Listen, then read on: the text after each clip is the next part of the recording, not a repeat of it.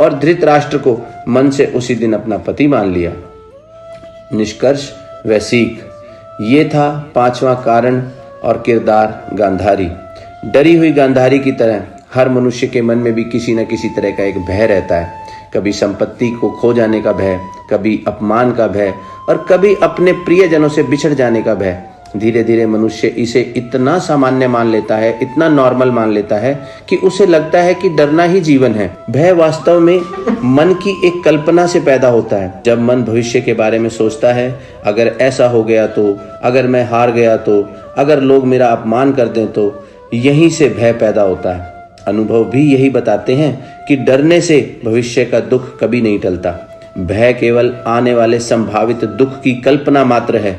कई बार जिससे हम डरते हैं वह घटना होती ही नहीं, फिर भी हम डर के कारण वर्तमान की शांति खो देते हैं। तो क्या भविष्य की कल्पना के डर से जल्दी में डरे हुए मन से सही निर्णय ले पाएंगे?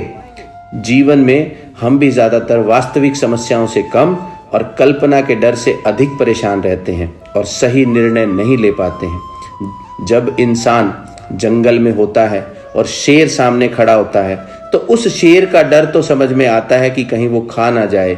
यही डर मुझे मेरे घर पर क्यों डराता है?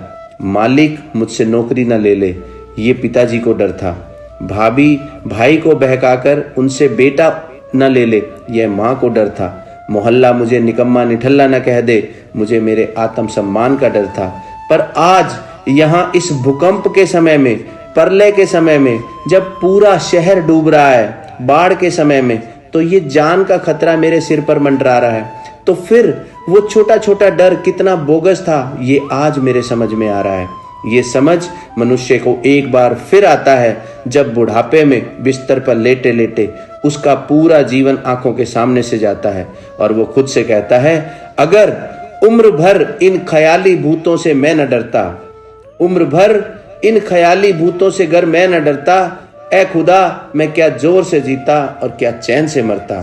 इसलिए वास्तविक परिस्थिति में बुद्धि से बिना डर के निर्णय की शक्ति का इस्तेमाल हमारा पूरा भविष्य तय करता है।